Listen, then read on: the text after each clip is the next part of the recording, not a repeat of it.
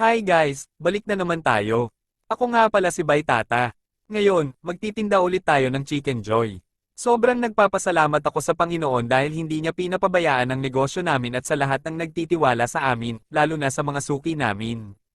Tara, samahan niyo kami. Panoorin niyo ang video na ito. Maraming salamat.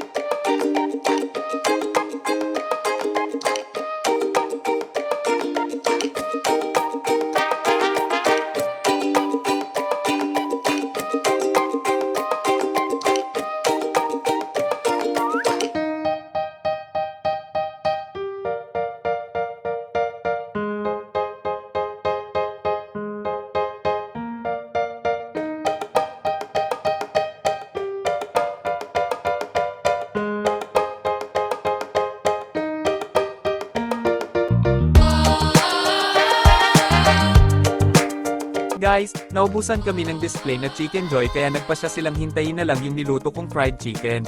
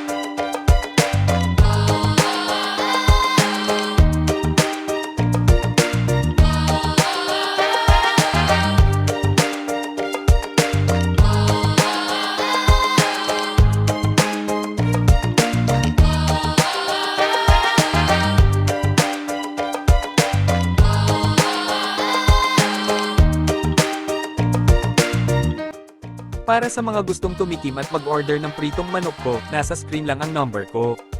Hanggang dito na lang tayo. Maraming salamat.